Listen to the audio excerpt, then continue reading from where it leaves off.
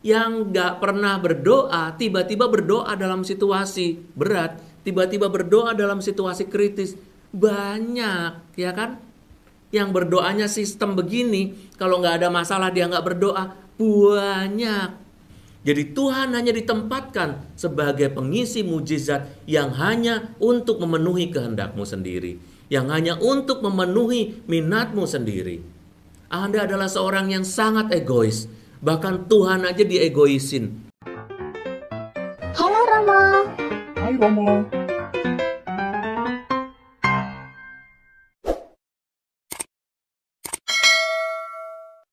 Bapak, Ibu, Saudara-saudari sekalian, salam jumpa. Kita hari ini akan berbicara mengenai apakah Allah adalah Allah yang selalu baik, atau apakah Tuhan selalu baik buat kita. Tetapi kita percaya di atas semua diskusi kita ini bahwa Allah adalah Allah yang selalu baik bagi kita. Tetapi kerinduan setiap orang selalu membuktikan apakah benar pendapat kita, apakah benar pemikiran kita itu. Jadi, marilah kita memulai pertemuan kita, marilah kita memulai permenungan kita dengan berdoa. Dalam nama Bapa dan Putra dan Roh Kudus. Amin. Allah Bapa yang Maha Baik, kami mengucap syukur karena saat ini kami boleh bertemu untuk berbicara mengenai kebaikan-Mu. Engkau selalu baik dalam hidup kami. Engkau bahkan memenuhi kebutuhan-kebutuhan kami di saat kami tidak memintanya, atau bahkan jauh di atas keputusan-keputusan kami. Engkau selalu memberkati. Terima kasih ya Tuhan, semoga permenungan kami membawa kami lebih dekat pada kebaikan-Mu dan membagikannya kepada banyak orang mengenai kebaikan-kebaikan itu, sehingga mereka bukan hanya terhibur, tetapi terselamatkan dalam nama Yesus Kristus Putra-Mu, Tuhan dan pengantara kami. Amin. Dalam nama Bapa dan Putra dan Roh Kudus. Amin. Saudara-saudari yang dikasihi oleh Tuhan, kadang kita percaya bahwa Tuhan itu baik. Kadang kita ragu, atau beberapa di antara kita bahkan merasa tidak percaya bahwa Allah selalu baik.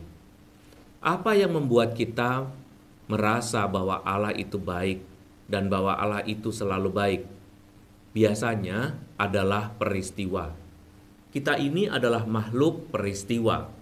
Kita ini adalah makhluk yang sedang berkisah di dalam dunia.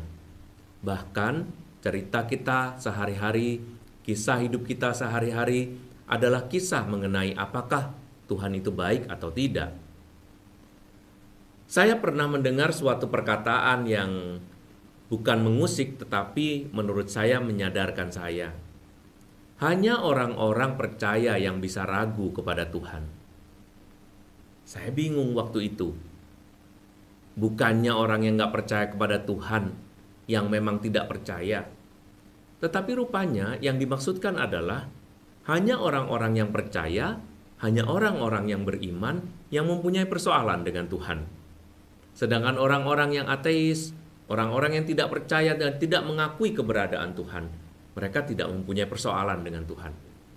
Nah, maka tantangan untuk kita, atau tantangan untuk kita semua yang percaya dan mengimani adanya Tuhan, dalam Tuhan Yesus, dalam diri Allah Bapa, dalam Allah Roh Kudus, kita semua percaya. Tetapi dengan kepercayaan itu berarti kita memasuki wilayah di mana kita bisa tidak percaya, di mana kita bisa problematis dengan Allah itu. Sedangkan orang-orang yang tidak percaya kepada Tuhan, yang memang tidak pernah berurusan dengan Tuhan, dan mereka memikirkan segala sesuatunya berdasarkan logika. Mereka memikirkan segala sesuatunya berdasarkan rasio atau akal sehat mereka. Bagi kita tidak berpikir itu. Justru kita percaya bahwa ada akal sehat dan ada rasio kita yang terbatas yang membutuhkan pertolongan Tuhan. Pertolongan Tuhan dari mana? Pertolongan Tuhan berasal dari pengetahuan kita atau akal kita yang menerima suatu ajaran atau menerima suatu pemahaman bahwa Allah ada dan Allah bersikap ini, bersikap itu, atau Allah mengajar ini, mengajar itu, atau Allah sedang memberi ini, sedang tidak memberi itu. Itu ada dalam kitab suci. Jadi kalau kita mau belajar mengenai keberadaan Allah yang baik, bahkan keberadaan Allah, mau tidak mau, orang-orang yang beriman tidak boleh hanya menyatakan dirinya sebagai orang beriman, tetapi mereka haruslah orang-orang yang rajin belajar dari kitab suci, dari sumber-sumber gereja. Bahkan sebagai orang Katolik, kita harus percaya bahwa tradisi gereja dan ajaran-ajaran gereja memberikan kepada kita segala sesuatu yang kita butuhkan, supaya kita semakin memahami dan mendalami apa isi suatu pernyataan bahwa Allah kita selalu baik. Nah, tadi dalam doa kita sudah ingin menyatakan diri kita sebagai anak yang baik. Kita sudah ingin selalu percaya bahwa Tuhan itu baik. Tetapi apa masalahnya? Ada beberapa masalah yang saya catat di sini yang menjadi masalah besar kita. Yang pertama, benarkah Tuhan selalu baik bagi kita? Selalu baik bagi kita. Kalau Dia selalu baik, mengapa ada salah satu anggota keluarga kita yang mungkin orang tua, sesepuh kita yang meninggal, sakit, menderita, sehingga kita pun ikut menderita, sehingga kita pun ikut merasa sedih? Atau mengapa anak yang masih muda bisa mengalami situasi yang berat sampai akhirnya mereka pun mengalami nasib yang misalnya kenapa ada kejahatan terhadap anak-anak muda? Mengapa ada bunuh diri di antara anak muda? Mengapa ada kematian di kalangan anak-anak yang jauh lebih muda usianya dibandingkan dengan orang tuanya? Sehingga menimbulkan kesedihan. Pernyataan-pernyataan seperti ini sering menyesatkan kita. Dan pernyataan-pernyataan seperti ini juga mau tidak mau mengganggu hidup beriman kita. Seolah-olah kita mulai bertanya, benarkah Allah selalu baik? Jangan-jangan Allah itu berpegang atau Allah itu menempel pada yang namanya takdir. Bahwa kalau orang sudah ditakdirkan baik, ya dia akan baik terus. Kalau orang sudah ditakdirkan kaya, dia akan kaya terus. Kalau orang sudah ditakdirkan makmur, dia akan makmur terus. Kalau orang sudah ditakdirkan beruntung, dia beruntung terus. Sedangkan orang-orang yang tidak beruntung, mau berdoa, mau bagaimana, tetap tidak beruntung. Nah, pandangan-pandangan seperti ini, kalau kita teruskan, atau kalau diskusi-diskusi kita hanya masuk dalam wilayah kenyataan yang bisa dilihat oleh mata kita, maka kita tidak bisa percaya dengan jelas apakah Allah selalu baik kepada kita. Bapak, Ibu, Saudara-saudari sekalian yang dikasihi oleh Tuhan. Pertanyaan kedua adalah, kita sering mengacaukan pandangan tentang kebaikan Tuhan seperti yang saya nyatakan tadi. Pandangan-pandangan kita sendiri tentang kebaikan Tuhan itu berbeda-beda. Ada yang pandangannya baik kalau dia mempunyai harta yang banyak. Ada yang pandangannya baik kalau dia merasa bahwa dirinya cantik atau tampan. Ada yang merasa bahwa Allah itu baik kalau dia pandai dan tidak bodoh. Ada yang merasa baik kalau keluarganya adalah keluarga yang harmonis. Ada yang merasa bahwa Tuhan itu baik kalau pekerjaannya mantap dan seterusnya. Nah, pandangan-pandangan seperti ini juga bisa mengacaukan kita.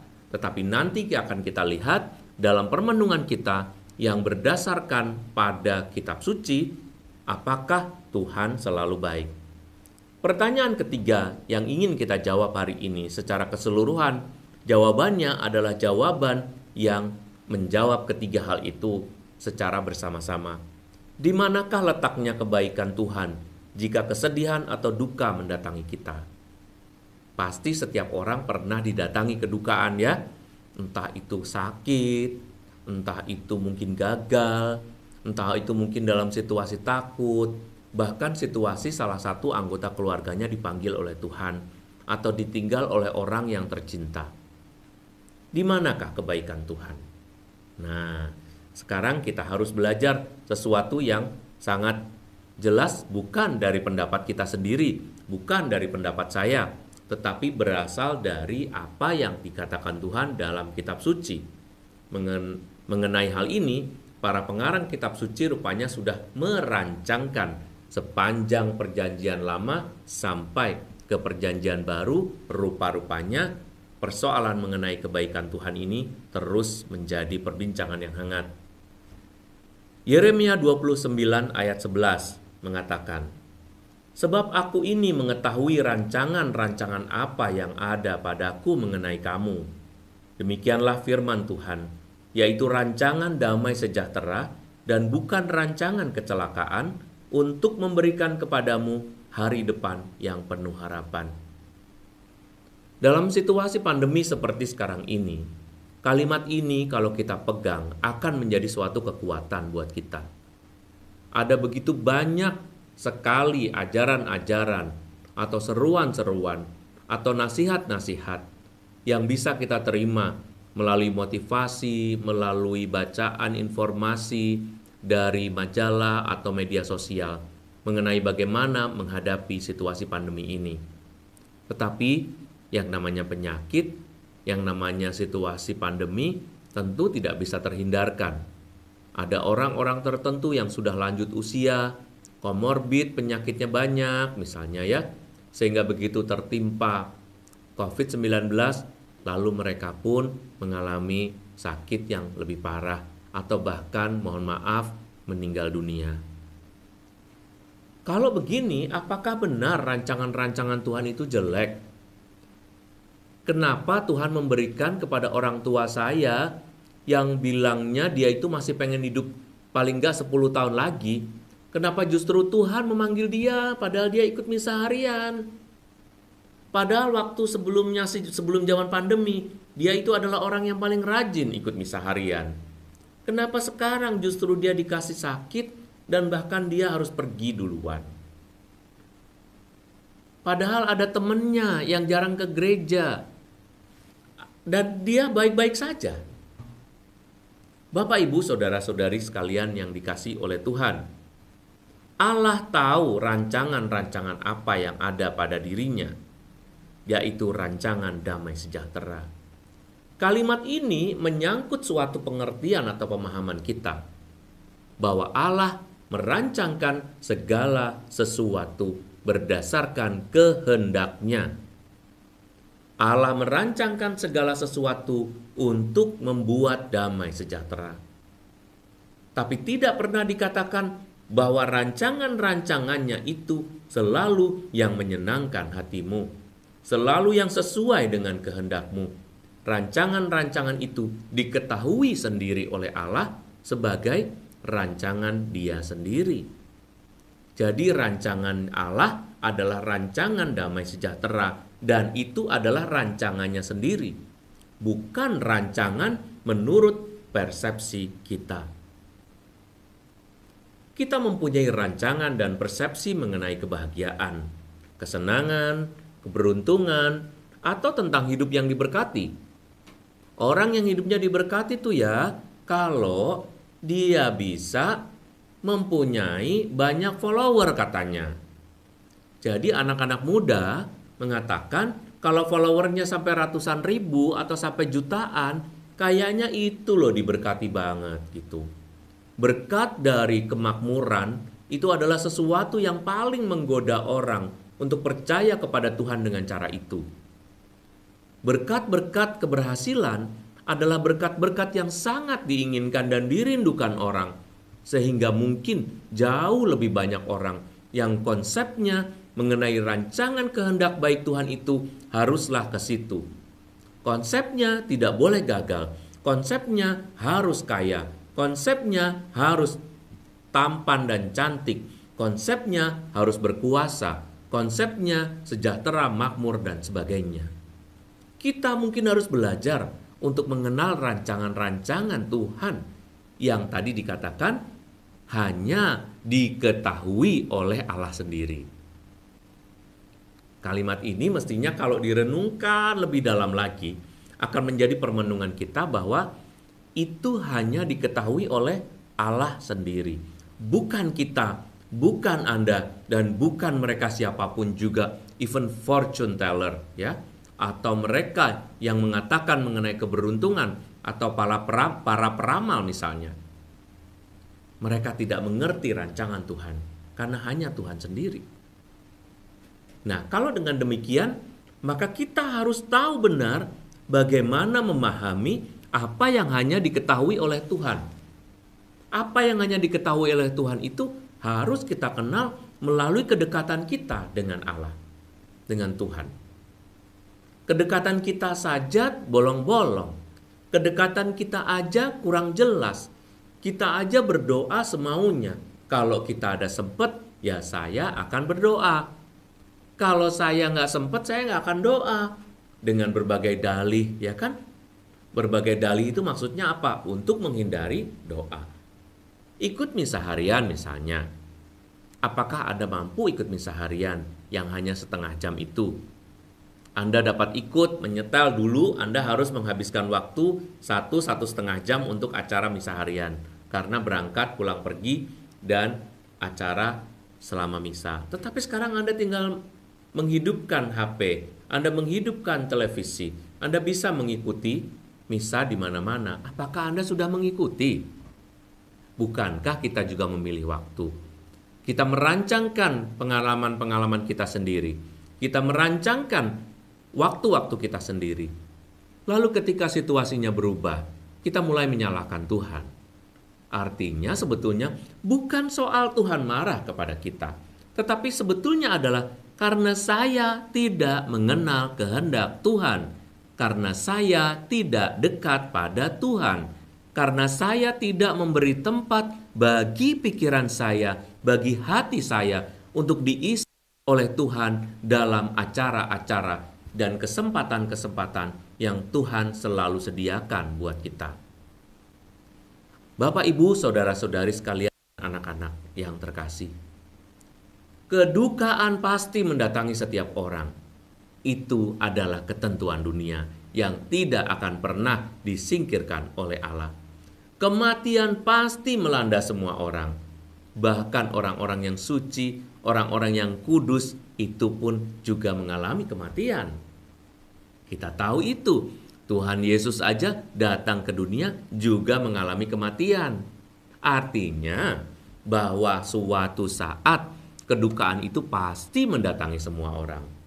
Tetapi kedukaan tidak sama dengan rancangan kecelakaan yang dibuat oleh Tuhan. Kedukaan tidak sama dengan bahwa Tuhan saat itu tidak baik pada kita. Tuhan tidak bisa tidak baik. Dia selalu baik bagi kita. Kita hanya bermasalah mengenai mengetahui rancangan-rancangannya. Coba kita lihat ya. Amsal 19 ayat 21 menjelaskan dengan baik mengenai apa rancangan itu. Banyaklah rancangan di hati manusia, tetapi keputusan Tuhanlah yang terlaksana. Amsal 19 ayat 21 dengan jelas mengatakan, kamu bisa mempunyai rancangan, kamu bisa mempunyai rencana, kamu bisa mempunyai pendapat, kamu bisa mempunyai persepsi mengenai dunia ini dan bagaimana harus berlangsung. Tetapi Tuhan mempunyai rencananya sendiri. Berbahagialah kita kalau kita bisa percaya bahwa Allah mempunyai rencananya sendiri dan rencananya lah yang akan terlaksana dalam hidup kita. Banyak orang mengalami duka tetapi tidak semuanya sedih berkepanjangan. Anda lihat, ada orang mungkin satu hari, ada orang yang kehilangan uang, ada orang yang kehilangan sanak saudaranya, ada orang yang kehilangan pasangannya, ada orang yang kehilangan anaknya, ada orang yang mengalami ini dan mengalami itu yang kalau diceritakan tidak enak dan kita akan bilang amit-amit, tetapi tidak semua orang bereaksi sama. Tidak semua orang bereaksi sama. Saya pernah menjumpai seorang ibu ya yang anaknya mati kelas 4 SD. Anaknya mati kecelakaan dalam usia masih sangat kecil karena kelalaian dan kemudian dia mengalami kelainan mental selama kurang lebih setengah tahun. Dia begitu sedih, dia begitu menangis, dan dia begitu tidak bisa mengerti kenapa Tuhan mengambil. Tetapi masalahnya pada saat itu dia tidak percaya kepada Tuhan. Dia hanya percaya dan menyebutkan nama Kristen di dalam KTP-nya. Tetapi sama sekali dia tidak pernah menyentuh apa yang disebut oleh Tuhan. Dan pengertian-pengertian itu bahkan tidak bisa dimengertinya. Dia tidak pernah menghadiri satu pertemuan-pertemuan iman apapun. Dia tidak pernah membaca Alkitab. Apalagi mengikuti perayaan Ekaristi. Tapi dia menuliskan dengan jelas. Jadi Tuhan sering dipakai sebagai status saja. Tuhan sering dipakai sebagai judul dalam hidupnya, tetapi tidak pernah disentuhnya. Maka Anda jangan heran, ketika orang ini mengalami situasi yang berat, dia tidak punya pegangan. Karena sebetulnya dia bisa disebutkan sebagai ateis praktis. Atau orang-orang yang sebetulnya tidak percaya kepada Tuhan practically gitu. Dalam hidup sehari-harinya tidak, tetapi legally, secara legal, dia adalah orang-orang yang percaya. Ketika pengalaman keluarga yang paling jelas dan paling sering saya tangani, tidak semua orang mereaksi dengan hebat. Ada yang mereaksi, ya Tuhan sudah memutuskan. Saya tahu ini pasti kehendak Tuhan. Allah selalu baik pada saya. Beberapa hari yang lalu, saya ditelepon oleh seseorang. Dia seorang istri yang suaminya sedang menderita COVID-19. Si istri ini bilang, Romo saya nggak kuat Romo, Tuhan saya mohon pertolongan, Tuhan tolong Romo saya didoakan Romo, sudah dalam misa saya minta, tapi tolong Romo saya nggak akan kuat kalau suami saya dipanggil oleh Tuhan Romo, tolong Romo doakan. Orang ini bukan orang yang tidak percaya, orang ini percaya tetapi sedang bingung, lain loh ya. Orang ini percaya ngomongnya tentang Tuhan semua. Romo tolong doakan Romo, saya nggak kuat Romo, saya mohon Tuhan Romo menolong saya minta tolong supaya Tuhan turut campur tangan Romo, suami saya masih terhitung muda Romo, saya belum kuat Romo kalau harus sendiri Romo, tolong didoakan. Temanya aja Romo tolong didoakan, berarti dengan demikian dia percaya ada Tuhan dan ada para imam yang selalu siap dimintai tolong untuk menjadi solusi bagi persoalan hidupnya. Jadi orang ini bukan orang yang tidak percaya, hanya dia bingung dan ini normal. Ketika situasi yang begitu berat melandanya dan akhirnya suaminya meninggal 2 hari sesudahnya, 1 hari sebelum suaminya meninggal dia meminta komuni. Romo bisa nggak memberikan komuni? Mohon maaf Ibu, saya tidak mendapatkan tidak mendapatkan izin untuk mengirim komuni. Karena komuni untuk orang COVID-19 itu tidak mudah. Prosedurnya sangat panjang.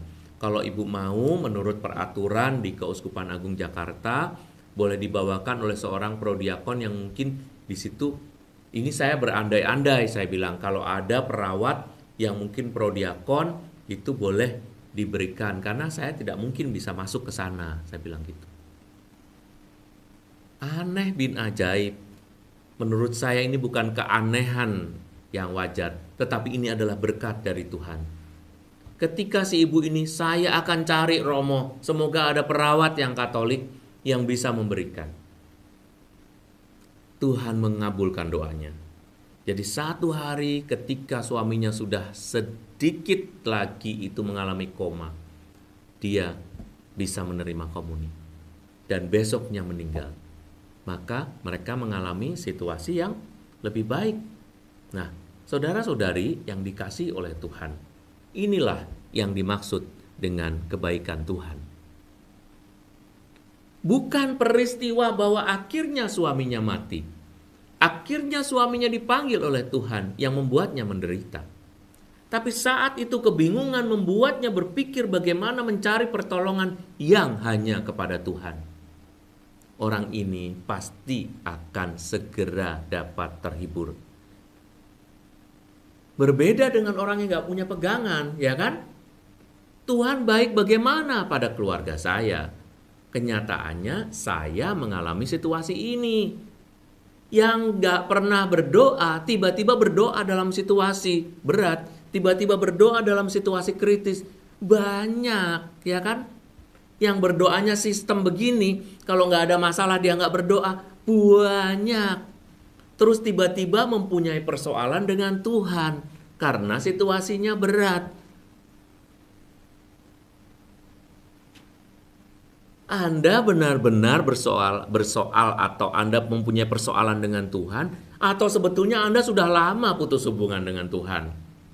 Anda baru ingat ketika pikiranmu sudah tidak bisa lagi menemukan jalan keluar, dan Anda sudah tidak bisa lagi menemukan solusi berdasarkan rasio, lalu mulai percaya kepada Tuhan. Percaya dalam arti sebagai tukang sulap. Percaya sebagai orang yang akan memberikan solusi mujizat. Jadi Tuhan hanya ditempatkan sebagai pengisi mujizat yang hanya untuk memenuhi kehendakmu sendiri, yang hanya untuk memenuhi minatmu sendiri. Anda adalah seorang yang sangat egois, bahkan Tuhan aja diegoisin. Tapi mohon maaf, rancangan-rancanganku adalah rancangan keselamatan, dan hanya aku sendiri yang tahu. Kamu nggak tahu. Kamu udah lama nggak nanya sama saya, makanya kamu nggak tahu. Orang-orang yang percaya juga tidak akan tahu rencana Tuhan, tetapi dia tahu dan percaya melalui pertemuan harian dengan Tuhan. Tuhan itu baik. Kalimat yang sangat singkat seperti ini, itu adalah kalimat yang akan menenteramkan hati orang-orang yang percaya. Bukan hanya percaya sesaat, tetapi setiap hari mengenal Tuhan. Kenapa? Jawabannya ada dalam Efesus 2 ayat 10. Karena kita ini buatan Allah, diciptakan dalam Kristus Yesus untuk melakukan pekerjaan baik yang dipersiapkan Allah sebelumnya. Ia mau supaya kita hidup di dalamnya. Sungguh menyenangkan kalau kita bisa mengerti hal ini. Orang-orang yang paham betul bahwa dirinya adalah ciptaan Allah, maka dia tidak akan pernah mau menjadi ciptaan yang lain. Dia tidak mau dicipta kembali oleh situasi. Dia tidak mau dicipta oleh ajaran-ajaran yang sesat. Dia tidak mau lahir lagi, lahir baru dalam suasana yang jauh dari Tuhan. Maksud saya adalah kita ini ciptaan Allah sebetulnya, tetapi kita mau mengikuti aliran dari non-Tuhan atau dari dunia ini yang membuat kita jauh. Makanya kita ini seolah-olah buatan Allah, tetapi kita hidup itu dibuat oleh hal-hal yang lain. Seharusnya tidak begitu. Buatan Allah yang melaksanakan kehendak Allah, mengerti, berelasi dengan Allah, dan akhirnya selalu mempunyai sehati dan sepikiran dengan Allah. Percaya saja. Tidak ada satu pernyataan pun yang mau mengatakan bahwa kalau kamu percaya, kamu pasti akan selalu mendapatkan penghiburan, kamu pasti akan berhasil, kamu pasti akan cantik, ganteng, kamu pasti akan mempunyai posisi tertentu. Itu pemikiran siapa? Siapa yang pernah ngajarin begitu?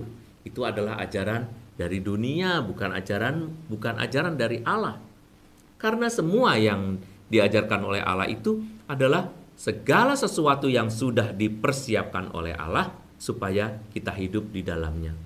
Sebenarnya yang perlu adalah melakukan kehendak Allah yang sering menentang kesenangan kita, menentang kehendak kita, dan menentang mimpi-mimpi kita. Bapak, Ibu, saudara-saudari yang dikasihi oleh Tuhan, sejauh ini kita sudah punya tempat di hati Tuhan. Kita sudah diangkat menjadi anaknya ketika kita dibaptis. Kita sudah menempati suatu bagian yang terbaik yang tidak akan pernah diambil oleh orang lain. Tetapi jangan mau direbut dan diciptakan lagi. We don't need any recreation. Dalam arti kita tidak ingin diciptakan kembali oleh sesuatu selain Tuhan. Kalau kita recreate atau dikembalikan ke dalam ciptaan Tuhan, maka itu baik. Tetapi seringkali kita lahir, kita menjadi buatan dunia. Kita menjadi buatan zaman. Kita menjadi buatan peristiwa hidup kita. Akhirnya kita jadi bulan-bulanan. Ibaratnya orang udah berhutang, ngutang lagi, nutup utangnya. Dia ngutang lagi, nutup utang ini. Akhirnya utangnya bertumpuk-tumpuk dan berlipat-lipat. Bukan karena dia sebetulnya pengen ngutang, tetapi terlilit oleh hutang. Sama, kita bisa terlilit oleh hutang dunia hanya karena kita tidak siap untuk berhenti dan mulai mencari sumber terbaik dalam hidup kita, yaitu Tuhan. Jadi bagaimana kita bisa membuat diri kita menjadi pribadi yang tidak recreate, tetapi kita kembali kepada bagaimana Tuhan menciptakan kita, membuat kita menjadi anaknya, dan terus-menerus bisa mengalami kebahagiaan karena percaya, bukan karena peristiwa-peristiwa yang terus mengombang-ambingkan kita. Tahukah kita bahwa tidak semua orang yang dari mulutnya percaya, dari mulutnya menyatakan bahwa dia sungguh-sungguh percaya kepada Tuhan, tetapi ketika cerita hidupnya berubah, ketika ada pengalaman-pengalaman yang tidak nyaman atau pengalaman-pengalaman yang menyakitkannya dialami, dia bisa menghujat, dia bisa kurang percaya. Memang kita bukan orang yang istimewa, bukan orang yang luar biasa imannya, bukan juga kita santo-santa. Tetapi kita perlu tahu bahwa dengan memahami, dengan mengerti siapa Allah sesungguhnya, maka kita pun bisa mempertahankan martabat kita sebagai anak-anak Allah. Kemauan kita untuk mengontrol, itulah yang harus juga kita bina. Kita dampingi diri kita sendiri. Cara mendampingi diri kita sendiri adalah dengan membaca kitab suci, mengikuti ibadat-ibadat, dan terutama ekaristi. Secara online atau offline Anda mengikuti, maka di situ Anda seperti mendampingi diri Anda sendiri. Self-custody. Kita menjadi pengasuh atas diri kita sendiri, supaya kita tidak jauh dari Tuhan. Karena kita ini buatan Allah yang diciptakan dalam Kristus Yesus.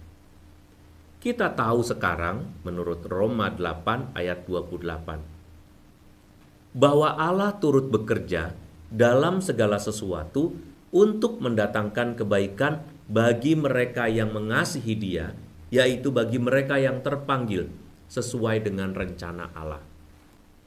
Mungkin dari sini, dari ayat dari Roma 8 ayat 28 ini, kita bisa belajar sesuatu. Semua orang dipanggil, semua orang mendapat panggilan untuk mengikuti Tuhan, mengikuti jalan Tuhan. Tetapi sedikit orang yang merasa terpanggil. Terpanggil bukan berarti menjadi seperti saya, seperti para suster, bruder, seperti para rahib barangkali.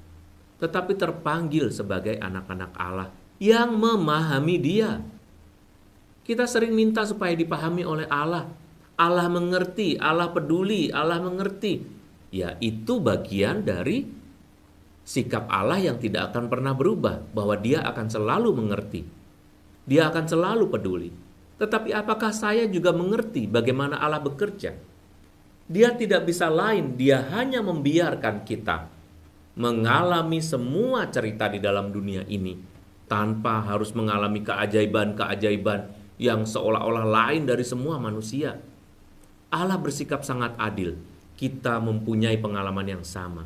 Bedanya adalah bahwa kita menanggapinya, bahwa kita menjalaninya, kita menghidupinya secara lain karena percaya. Untuk itu, maka kita harus benar-benar memahami panggilan kita sebagai anak Allah. Panggilan kita sebagai anaknya yang dipanggil untuk memahami Allah juga. Supaya hidup kita sungguh bahagia. Percaya enggak bahwa kita ini terpanggil? Kalau Anda saya tanya seketika, Anda pasti akan menjawab percaya. Tetapi dengan mengatakan percaya tidak cukup. Itu tidak mungkin bisa membuat kita ini menjadi orang yang jauh lebih kuat atau jauh lebih baik. Kita tidak bisa mengandalkan sesuatu yang berasal dari luar. Kita harus mengandalkan diri kita sendiri dan kemauan itu harus datang dari kita sendiri.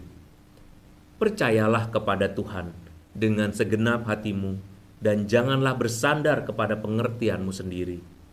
Akuilah Dia dalam segala lakumu, maka Ia akan meluruskan jalanmu. Mazmur 3 ayat 5-6. Bagus ayat-ayat ini menggambarkan kepada kita bagaimana kita dituntun untuk percaya, dituntun untuk menempati martabat kita seperti pada saat kita dipanggil menjadi pribadi yang memahami Allah, bukan hanya dipahami oleh Allah. Percayalah kepada Tuhan dengan segenap hatimu, bukan dengan separuh hati, separuh lagi rasio. Dan janganlah bersandar kepada pengertianmu sendiri. Jadi pengertian kita itu hadiah dari Tuhan, tetapi sekaligus tantangan dari Tuhan. Sehingga semuanya kita ambil dalam pengertian kita, kita tidak mempunyai tempat bagi kehadiran Tuhan. Kita tidak mempunyai tempat bagi pengertian akan Allah. Kita tidak mempunyai tempat untuk membiarkan Allah bekerja, membiarkan Allah memutuskan. Ketika Allah memutuskan sesuatu, kita kaget. Ketika Allah berkeputusan sesuatu, kita kecewa. Ketika Allah memutuskan sesuatu yang tidak cocok, lalu kita bilang, Allah nggak ada. Buktinya doaku tidak dikabulkan. Anda berdoa berapa kali? Kalau berdoanya 100, nggak dikabulkan 5-6 kali, kan biasa. Ada juga orang yang bahkan berdoa 100 kali, yang 99 tidak dikabulkan, hanya dikabulkan sekali. Dia bilang, kali ini aku berterima kasih kepada Tuhan karena aku meminta dan itu cocok dengan kehendak Tuhan. Kita saja yang dulu mungkin Bapak Ibu ya, yang dari zaman-zaman dulu-dulu, yang suka dengan judi bola misalnya. Anda aja siap menghitung ini, nanya mimpi, nanya angka, ngutik-ngutik angka, hanya untuk menantikan kapan pasnya keluar undian saya. Tetapi apakah Anda bersikap yang sama ketika Tuhan juga mengujimu? Anda berdoa 100 kali, Anda berdoa 1000 kali dan Tuhan mengabulkan 1 kali. Tetapi Tuhan tidak membuatmu mati. Tetapi Tuhan membiarkanmu terus hidup. Dia hanya menyediakan waktu untukmu, untuk kecewa, untuk bersabar, untuk mengalami sesuatu yang sulit dan perjuangan yang sebenarnya itu juga membangun sikap kita sebagai manusia, jadi makin memanusiakan kita. Karena kalau semuanya begitu mudah, udah banyak contohnya. Orang jadi begitu kerdil karena terlalu dimanja oleh Tuhan. Padahal Tuhan tidak pernah memanjakan kita, dibeda-bedakan. Kita yang memanjakan diri kita sendiri. Maka Bapak Ibu dan saudara-saudari sekalian yang terkasih, meluruskan jalan adalah sesuatu yang baik bersama dengan Tuhan. Akan hal ini aku yakin sepenuhnya, yaitu Ia yang memulai pekerjaan yang baik di antara kamu, akan meneruskannya sampai pada akhirnya, pada hari Kristus Yesus. Semua kita sedang menantikan, entah kapan, atau mungkin kita harus dipanggil oleh Dia duluan, baru hari Tuhan itu datang. Tetapi semua kita menantikan kehadiran dan kedatangan Tuhan yang kedua. Jadi kalau kita tahu tujuan kita nantinya kemana, kenapa enggak dari sekarang kita membangun hubungan yang baik?